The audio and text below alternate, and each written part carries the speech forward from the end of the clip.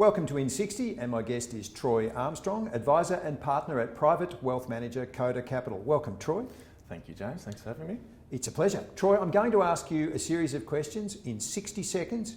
There'll be questions that require short, sharp answers. You can pass. Your time starts now.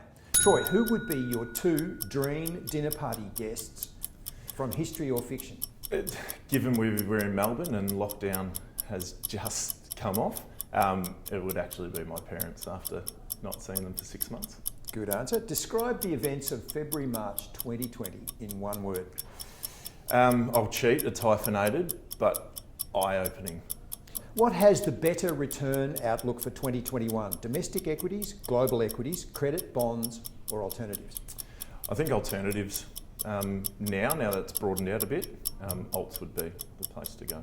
What was the most challenging part of 2020 for an advisor? For me, it was actually being in the office with my colleagues, or not being in the office with my colleagues. That was the toughest part. What's the best investment decision you've ever made?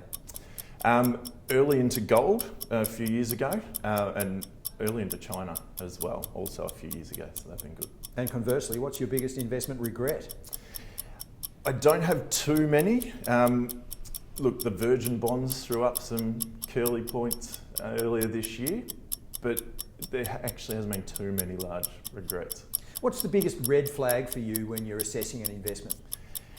I guess portfolio managers that don't have their own capital in the fund or have very little, I think they need to be aligned with the fund that they're pushing or running. So yeah, if they are not fully aligned, that's a red flag to me. Does pineapple belong on a pizza? No.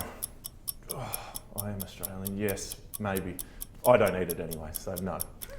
What's the biggest lesson you've taken away from 2020? That actually communication is really important, so between clients. And another thing for me was actually being nimble, and with portfolios being nimble, because things turn like that and you've got to be able to capitalise if you can. What do you think will be the biggest and most powerful investment theme in the 2020s? I think tech continues, tech/biotech. You don't know what's around the corner and you don't know what people are working on, but I think tech, for our lifetimes almost, will be the biggest sector. Do you believe traditional CPI plus return objectives are achievable over the next decade? I think they are.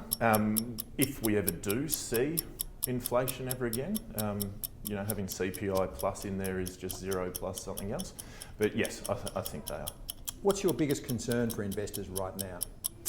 Right now, obviously the lower rates for longer is an issue. So that's going to affect the way we put portfolios together. Thank you, Troy. Thank you.